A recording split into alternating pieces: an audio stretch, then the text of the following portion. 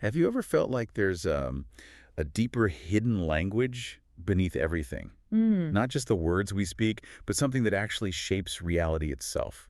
Something, fundamental. that orchestrates existence. Yeah, It's a profound thought. exactly.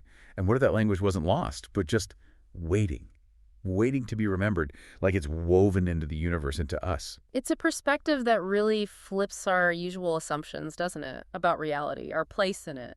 It really does. Today, we're not just exploring a concept, we're stepping into, well, a whole framework. A framework that seems to merge ancient wisdom with some pretty advanced cosmological ideas. Yes. Today, we're taking a deep dive into the fascinating world of the cosmic language of coherence, manifestation from hypersymmetry Yeah. hyperspace. And this isn't just theory, is it? It's presented as a practical system. Right, a whole system for understanding and applying the vibrational framework. And the sources say it's rooted in the very source code of creation. It's mind-expanding stuff. Suggests reality is way more malleable than we think. Definitely. And our sources for this dive, they're excerpts from a pretty groundbreaking work. It seems to seamlessly blend these deep esoteric traditions. Like the Kabbalah, Vedic Sufi wisdom. Exactly, those kinds of traditions with really advanced cosmological concepts from, well, modern physics even. It puts forward this unified theory where things like language, sound, ritual, they're not just symbols. No, not at all. They're described as potent coherence operators, things capable of shaping reality at, well, every single level, From the super subtle unseen principles. all the way down to tangible, physical stuff, manifestation. So our mission for you today is to really unpack this incredible model. We want you to discover its core terminology, explore its practical applications, how you might use this, and understand its profound implications. Implications for how we see consciousness, the universe. And our own role within it all. So yeah, get ready for some serious aha moments, because this is where it gets really interesting and surprisingly practical too. Okay, let's start by getting our heads around what this cosmic language actually is, because it's really different from, regular communication. Right. The sources make a big distinction here. They do. It's not a language for talking to each other like English or Spanish. It's defined as a technology of creation. A technology of creation. Wow. Yeah, its whole purpose is to bridge metaphysical resonance, those subtle vibrational blueprints, with actual physical application in our world. So it's not symbolic. No, it's vibrational, it's ontological, relating to the nature of being, and it's generative. It doesn't just represent reality. It makes it. It actively articulates it into form. That's the idea. That's a huge difference right there. Not just labeling, but actively forming things. And it's rooted in something called hypersymmetry hyperspace. Yes, HHS. That sounds intense. It's described as the primordial metafield. Can you help us sort of grasp what that really means, especially the beyond space-time and ontological origin parts? Okay, let's try. Think of hypersymmetry hyperspace HHS as the ultimate foundation, the reality behind reality where everything else comes from. Like a cosmic 0 point. Sort of, yeah. Yeah. A state of perfect, irreducible coherence. Pristine silence, almost, Yeah. before anything split off or differentiated. And it exists completely outside our normal dimensions of space and time. Okay. From this metafield, all the coherence patterns, all the universal principles, and ultimately all the dimensions themselves just emerge. Spontaneous. That's the idea. It's like the ultimate source code, not digital, but pure resonance logic. Perfect symmetry. All possibilities exist there, balanced, undifferentiated. Wow. Okay, a pure source. So the core idea then is about alignment, not force. How does that work when we're talking about shaping reality? Because, often manifestation feels like pushing, like effort. That's a really critical point. The cosmic language suggests that every sound, every gesture, every ritual act is actually a coherence alignment protocol. A protocol. So instead of trying to force change with willpower, the practice is about tuning your own energy field, tuning it to the universe's original perfect principles that live in HHS. And this leads to manifestation not by imposing your will, but by resonant convergence. Resonant convergence. Yeah. Imagine your energy field is like a subtle antenna. If you align it perfectly with the deeper, coherent order, then the things you desire don't just pop up randomly. They naturally coalesce because your field is vibrating with their original blueprint. So it's less about making it happen. And more about becoming the energetic match for it. Like tuning a radio to the right station, not yelling at it. Oh! And the sources actually say this language is the inverse of entropy. They do. In a world that often feels chaotic, that suggests a way to restore order, right? To organize the chaos, bring the lower into harmony with the higher. Exactly. Counteracting disorganization at a fundamental level, bringing things back to their natural, coherent state. It's about restoring coherence. Precisely. And what's really key here is the role of the observer, which is you. Me, us. Yes, you, the listener. The human voice, mind, body. When they're aligned through these practices, they become a resonant interface. An interface between. Between that hypersymmetry, hyperspace, and physical matter. It means you, as the conscious participant, can actually access these primordial principles. Right. You can intone them with sound, embody them through gesture, focus them through thought, and then you project these principles into coherent forms in your reality. So speech, ritual, even thought. They're not just expressions. No, they become active acts. Acts that shape reality through direct resonance with the source. It completely reframes them. That's a huge shift from passive recipient to active co-creator. And it's not about inventing a new language. No, it's about remembering. Remembering. The sources emphasize this isn't newly created. It already lives within the structure of sound, sacred geometry, the silent math underlie everything. So rediscovering it or having it emerge in you marks a critical shift. Yeah. You move from being a passive inhabitant to an active, conscious participant in creation itself. You're not just along for the ride anymore. You become a co-pilot with the universe. Wow. Okay. To really get this, we need to nail down the terminology. These aren't just words. They're like a glossary for this new reality, right? Exactly. Let's build that vocabulary. Foundational terms first. Okay, first up. The cosmic language itself. What is it, fundamentally? Okay, so the cosmic language, it's defined as the primal generative syntax of hypersymmetry. The grammar of existence. Yeah, kind of. A field structuring operator. It doesn't just describe what is, it operates to bring things into being. It's the dynamic instruction set. Got it. So if that's the grammar, then hypersymmetry hyperspace, HHS, which we talked about, that's where it originates. It's also called the hololectic invariance layer. What does that mean? HHS is that irreducible total coherence background, the ultimate zero-point field where all potential resides in perfect balance, perfect symmetry. Like that C-shot concept, where all eigenvalues vanish. Exactly, that points to it. It is the source code of the universe, not digital, but the primordial resonance logic, the wellspring of everything. Okay, so HHS is the blueprint, cosmic language is the expression. Then what's coherence density? Why should we care about ours? Coherence density is crucial. It's a measure of alignment. Specifically, how aligned your consciousness or energy field is with an original, pristine coherence pattern. Like a universal principle. Exactly, or a specific realm's frequency. The higher your coherence density, The higher your manifestative capability. Precisely. So it's not just wishing, it's about becoming so aligned with what you desire vibrationally that it's almost a natural extension of you. That really changes the meaning of effort in manifestation. It's resonance, not strain. Exactly. Now, you mentioned Sephiroth spheres or brains. Yeah. That last one, brains, comes from physics, right? Multidimensional surfaces. But here, it's metaphorical. Yes, very much metaphorical here. While brain in physics suggests physical membranes, in this context, these terms refer to dimensional coherence realms. Coherence realms. Think resonance encapsulations or ontological nodes of creative resonance.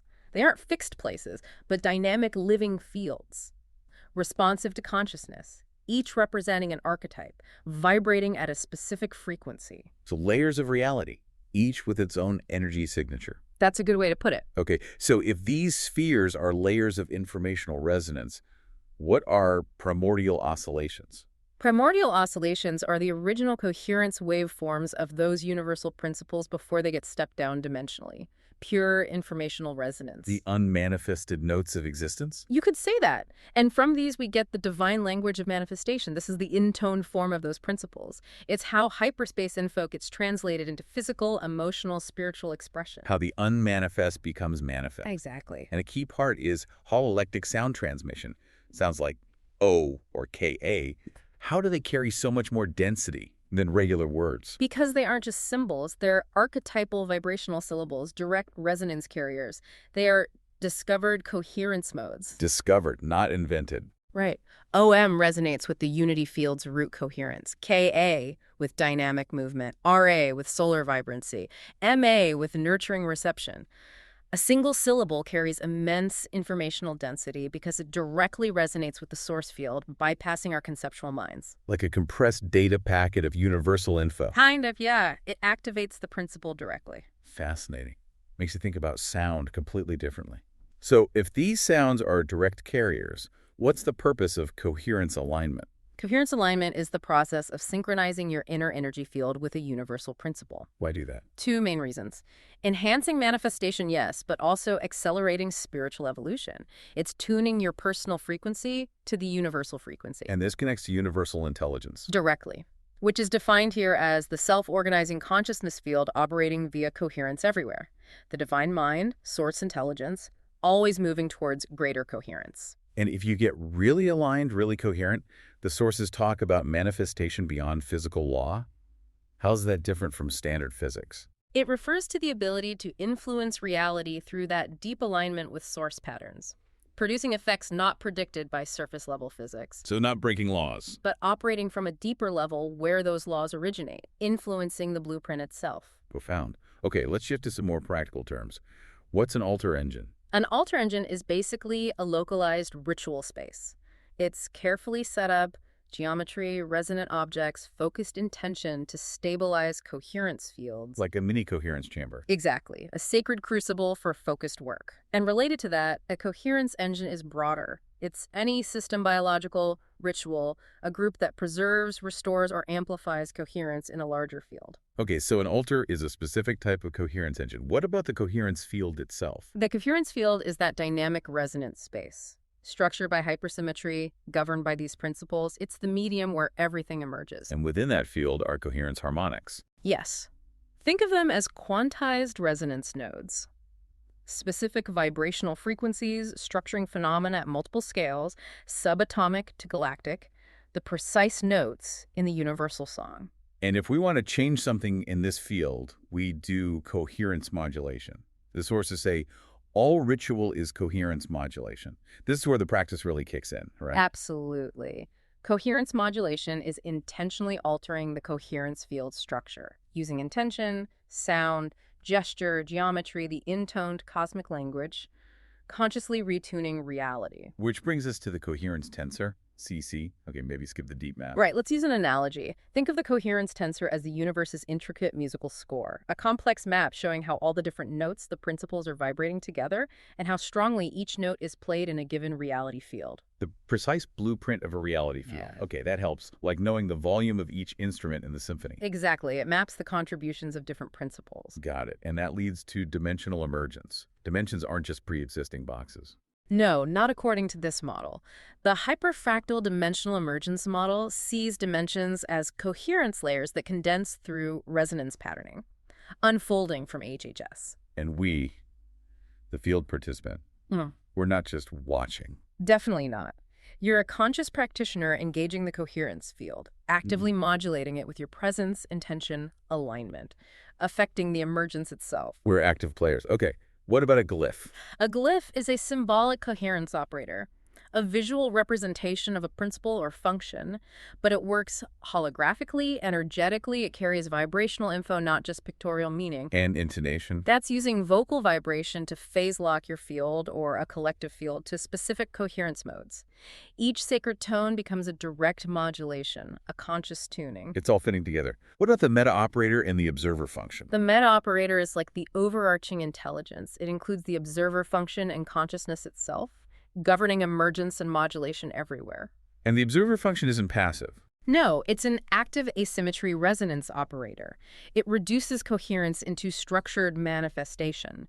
It collapses potential into form, present in any system that makes a distinction. And when our field aligns, that's phase locking. Yes. Aligning your field, or ritual field, with a larger coherence waveform or principle creates stability, amplification, access to higher domains. And a principle, universal principle, isn't just an idea. No, it's a coherence operator, an organizing function like balance, tiferet, will, gibra, compassion, cheesed, living structural dynamics in the field. Then ritual is phase syntax engineering, and sacred geometry plays a part. Absolutely. Ritual is layered coherence modulation, precisely embedding principles using breath, sound, gesture, geometry, group fields.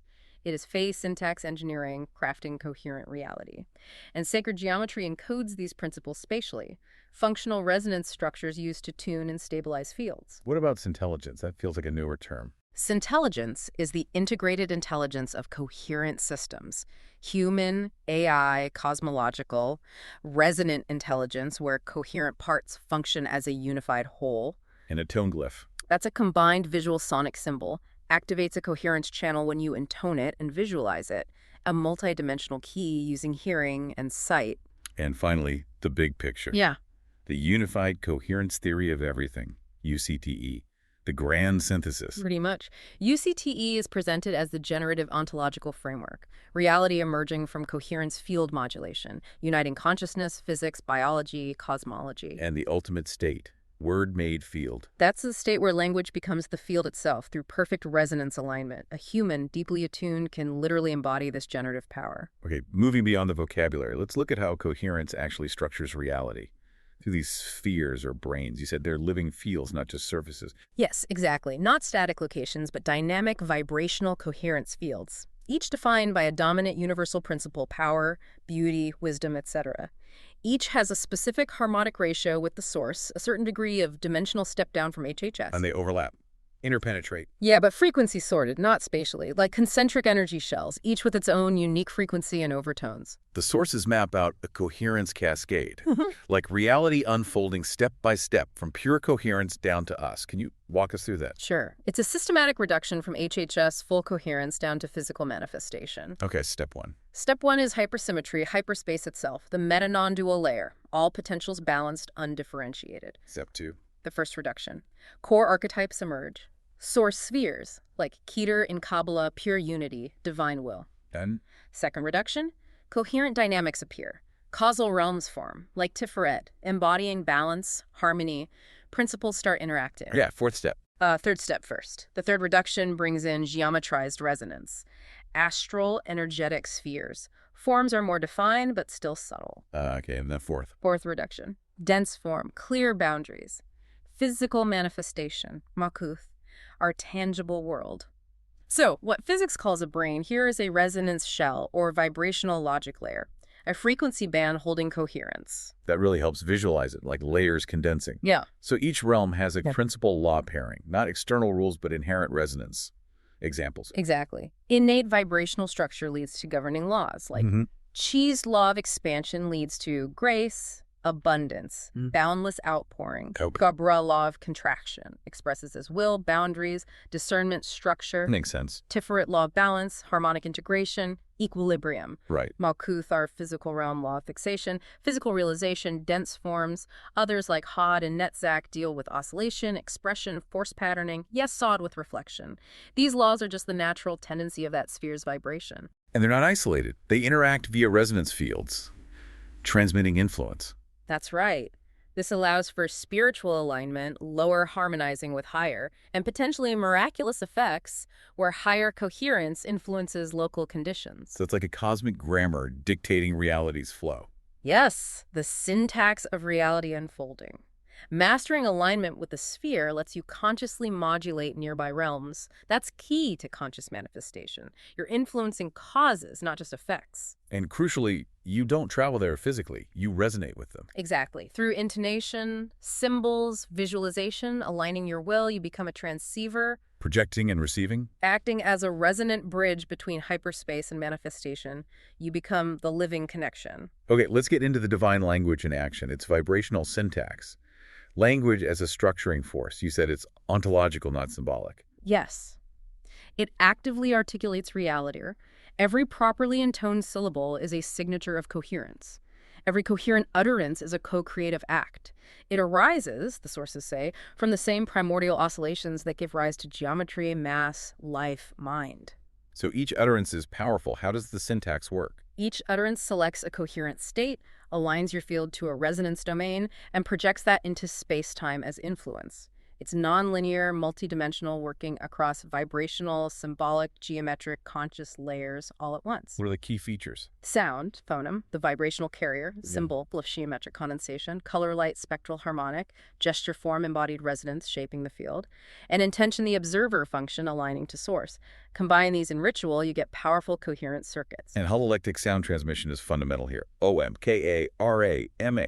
How do they bypass concepts? They aren't arbitrary. OM vibrates with unity's root coherence, tuning you directly.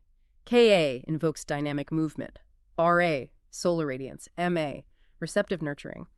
A single intone syllable activates the principle directly in your field and environment, bypassing intellectual filters. Which leads to intonation is creation, speaking is creation. In this framework, yes. Your tones, rhythms, breath create wave interference patterns. If aligned with a principle, it becomes constructive coherence, shaping probability and perception. That's why ancient sacred languages were intoned, not just read. Their sound values have encoded vibrational geometry. Your voice becomes an instrument for shaping reality. A powerful one. And silence. Yeah. Not just the absence of sound. Not at all. Silence is coherence retention, integration, absorption. Sound is coherence projection. They cycle. Silence, intention, sound, field alignment, integration, and silence, you become a resonance navigator. Skillfully moving between projecting and receiving. Exactly. And when this language is directed into a ritual container geometry, group field, it forms a templating structure. What does that do? It acts as a stable, energetic template. It can stabilize coherence, shifts crucial for healing or manifestation, making the new state hold. It maintains resonance across dimensions, allowing consistent attunement. And it anchors high-order principles into matter, like in initiations or sanctifying spaces. And it's enhanced by breath, posture. Yes, breath as carrier wave, posture as field antenna, group resonance for amplification, and sacred space for a low-entropy context. The ultimate goal is a universal resonance grammar. URG. What would that be? A formal system of vibrational operators describing and generating coherence across all fields, physical, psychological, ontological, linking phones, sound operators, glyphs, visual operators, and tensorial fields, mathematical operators. So you could communicate as the universe. That's the implication. Reclaiming the original unity of word, world, and will, a complete language of creation. Okay, let's explore embodying the universal principles. This sounds way beyond just intellectual understanding. Oh, absolutely. Understanding isn't enough for transformation. These principles are dynamic coherence fields, living waveforms from HHS, meant to be felt, lived, integrated into your very being. Actual synchronization of your energy system. Yes. Becoming a direct vessel of that resonance. Becoming the principle, not just knowing about it. So, coherence embodiment. Tuning your internal state to the principle's waveform, stabilizing it across layers, letting it restructure your field. A shift in vibrational architecture. What does that feel like? It's not just imitation. It's like rewriting your inner geometry to match the principle's pure structure balance, compassion. Your subtle anatomy reconfigures, usually in 3 phases. Okay, phase 1. Attunement, bringing awareness through visualization, intonation, contemplation, starting to resonate, hearing its frequency. Phase 2. Internalization, absorbing the resonance deep into your emotional, energetic body. This often exposes and clears resistance, old conflicting patterns, restructures your inner landscape. Can be intense. Shedding old patterns. Okay, phase 3. Expression. The principle stabilizes as an operative field within you. It's not something you do, it's something you are. Expresses effortlessly through language, thought, action. You become a living node of transmission. From conscious effort to effortless expression. And each principle needs a unique pathway for integration. Can you give examples? Definitely. For wisdom, chokma, spiral radiance, blueprint symmetry practice involves intuitive listening, contemplating cosmic design, allowing patterns to unfold in your mind. Okay. For power, Gebura, vector alignment, coherent directionality practice assertion with integrity, focused breathwork channeling energy, standing in truth without aggression. Wow. Compassion, cheesed, pulsating enfoldment, embodied through heart-centered silence, radical empathy expanding your heart space. Balance, for it, inversion harmonics requires polar integration, mirror practices, finding the still point within chaos. Still point. Truth, hot geometric resonance, vocal clarity calls for sonic purity via mantra, radical authenticity, letting words become pure vibration. And will, you'll give her again, directive aspect.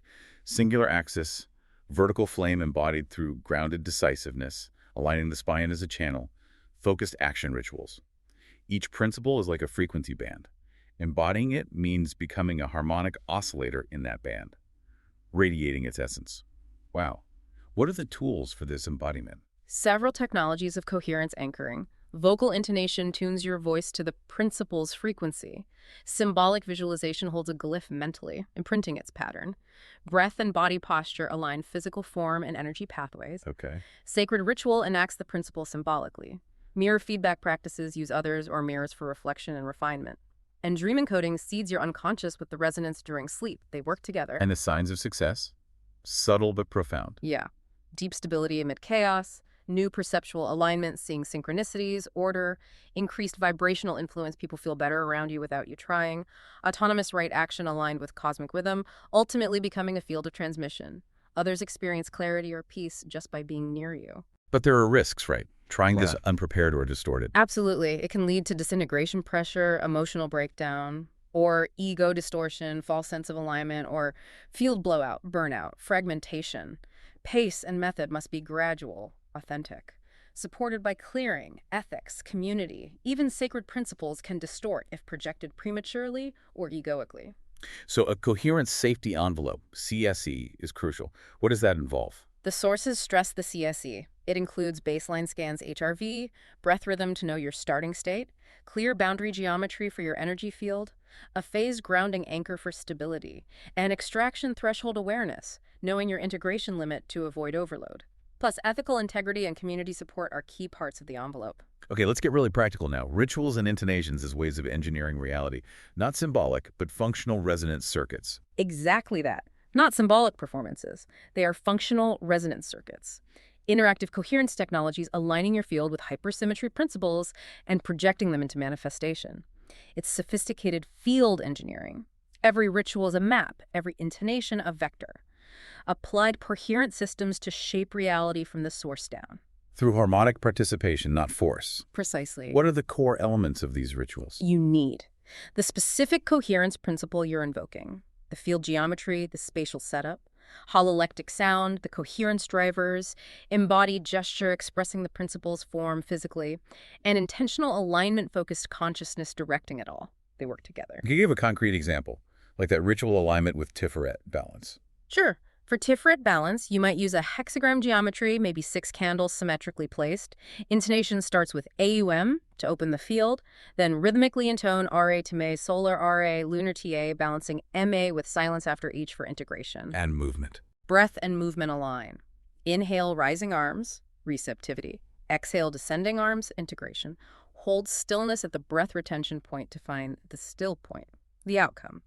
A physical symmetrizing of your inner field, stable emotional harmonics, better alignment of thought, word, action. Real field modulation via ritual coupling. That's very detailed. It shows every element matters. What about group intonation practices? When multiple people intone coherently, a shared resonance field emerges. Powerful constructive interference amplifies coherence density exponentially. This is harmonic field engineering. How does that work? You identify target principles, eigenvalues, use a coherence harmonic taxonomy to avoid destructive interference between fields, and sequence tones carefully to build resonance with silence for integration. Useful for collective goals, planetary healing, anchoring principles, raising a community's coherence. And even alone, a micro-ritual of intonation helps. Definitely. A single syllable with focused presence acts as a micro-ritual. Can shift your field's phase, break emotional patterns, reset nervous system coherence quickly. The bioelectric reset protocol. Yeah, suggests synchronizing tone release with breath apexes, exhale to calm release, inhale to energize draw in, or even heartbeat coherence peaks via HRV monitor for maximum imprinting. Examples: OM for alignment, HA releasing force, E for clarity, SH for receptivity. Your voice becomes a tuning fork for self-modulation. Now, this framework isn't meant to replace older traditions, is it? It aims to translate and unify them, a coherence harmonizer. Exactly. It recognizes their underlying resonance architecture. The universal principles are consistent across traditions, just framed differently. Can you give an example of that cross-tradition consistency? Sure, take wisdom. It's Chokma, Kabbalah, Saraswati Vedic, Al-Sufi, Wuji, Taoist, Itsamna, Mayan, the Egyptian, Ameno Uzume, Shinto. Scientifically, maybe information field coherence. The point isn't to pick one, but to attune to the fundamental vibrational function, the core blueprint, regardless of the cultural wrapper. So every deity glyph element can be mapped to a principal eigenvalue and mode function, a symbol to physics bridge. That's powerful. How does this enhance existing practices? It gives a deeper operational layer. Christian mysticism. Maybe integrate vibrational intonation of Hebrew names, use coherence geometry, vesica pisces actively, Sufism, understand Deker explicitly as coherence modulation, map divine names to resonance archetypes.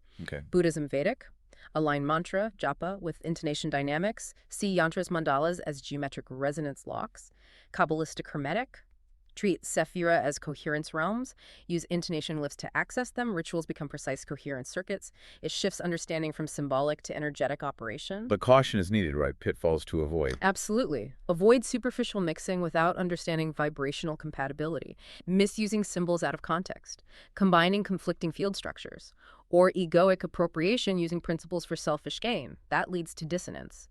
True integration requires listening vibrationally, letting coherence guide the process, ensuring elements harmonize. Okay, workshops and retreats sound like key ways to experience this. Described as vibrational environments engineered for field modulation, temporary coherence engines. What's their purpose? It's multifaceted. Activate direct contact with hypersymmetry, deeply align participant fields, transfer knowledge experientially, not just intellectually, generate powerful group coherence, and embed vibrational stability for long-term integration. They're immersive containers. Can you sketch out a typical structure, workshop or retreat? Okay, a one-day workshop on, say, embodying principles, opening circle, grounding, introduce 1 to 3 principles, guided meditation with intonation, break, core ritual embodiment practice, closing reflection. And a longer retreat. A 3-day journey to hypersymmetry. Day 1, descent into stillness, purification, breath coherence. Day 2, embodiment of principles, tuning sessions, individual group rituals. Day 3, transmission and return, synthesis, personal expression, closing anchor ritual. What's really cutting edge is live coherence metrics, using biofeedback in workshops. Yeah, it's remarkable. Tracking transformation in real time, monitoring HRV synchrony in the group, aiming for 0.8 correlation for heart coherence, tracking EEG phase locking value, PLV, for neural coherence during intonation, using acoustic field spectrograms to visualize harmonic buildup in group rituals, seeing the tangible effects of alignment. And the goal is lasting change generating coherence engines within participants. How does training ensure that?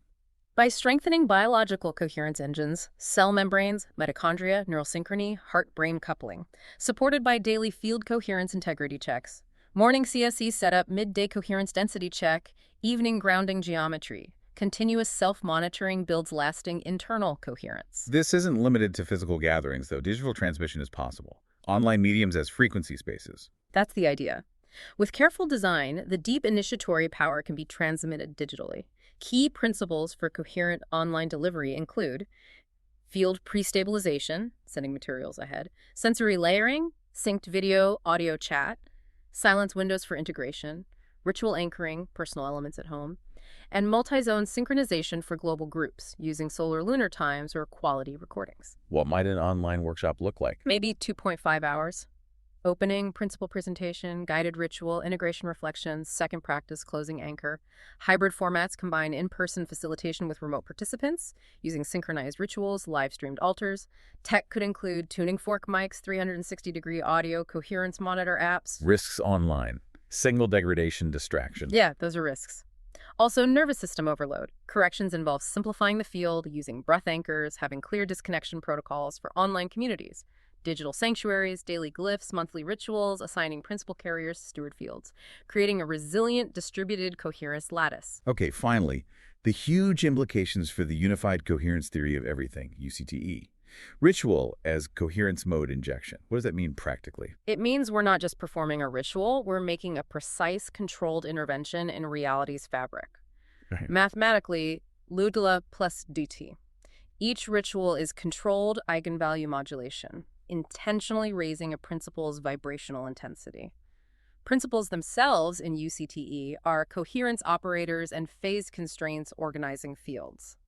Embodying a principle activates a specific tensorial resonance structure in your field. So ritual success means raising the target eigenvalue without destabilizing others, allowing predictive mapping, knowing what a glyph or tone will modulate. The science of the sacred. It points that way. The cosmic language in UCTE is a hypersymmetry coding system.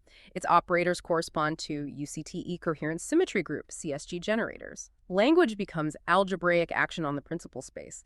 Each syllable carries hypersymmetry compression data, unfolding into reality fields. Speech becomes a resonant coherence transformer. Implications for cosmology. The early universe. Dark energy. Early universe emergence might be coherence-seeded. Selective activation of eigenvalues from HHS. Dark energy could be a non-zero background vacuum, maintaining large-scale coherence. And consciousness, not just emergent, but the meta-operator, dynamically adjusting eigenvalues. Conscious beings become direct participants in dimensional structuring. Spiritual evolution is simply coherence amplification. So the ultimate function is restoring the observer as a universal modulator of reality's emergence. Speaking of the cosmic language isn't about the world, it's phase-locking your field with the generative syntax, co-creating its next expression. Exactly. The ultimate praxis of UCTE, becoming a participant in coherence itself. You know, in nearly every culture's myths, there's this story of a lost language. A primal tongue of truth, the Logos. Yeah. That structured worlds, healed, summoned divinity. This framework suggests that's not just allegory, it's deep collective memory. The cosmic language isn't new. It's reconstituting a primordial coherence code that once flowed through culture, ritual, art, speech. We're not inventing it, we're remembering it. Modern languages describe this cosmic language in acts. Precisely. It doesn't speak of reality. It is reality unfolding through intention. Each tone, form, gesture is an operator. Intoning a word isn't just invoking a concept, it's aligning your field to a hypersymmetry axis, influencing form. It's physics made sacred, made accessible. This introduces a new literacy, coherence fluency. Living in coherence, feeling symbol resonance, speaking from the field, letting the pattern speak through you. It's resonant intelligence, stabilizing phase-aligned reality through conscious participation. So as a practitioner, you become a field custodian, a vessel. A living node in the cosmic lattice of remembrance. Not just learning the language, becoming its voice. This implies a new epoch. Education as vibrational alignment, governance as resonance stewardship, tech as field modulation, medicine as coherence restoration, language as syntax for the sacred. So what does this all mean for you, the listener, day to day? Consider this thought. Resonance is remembrance. What you call into coherence becomes the world. This whole deep dive invites you to become the word-made field, rejoining the original language not as an outsider, but as an active, empowered co-creator. So the final question is, what universal principle will you choose to embody and speak into coherence first?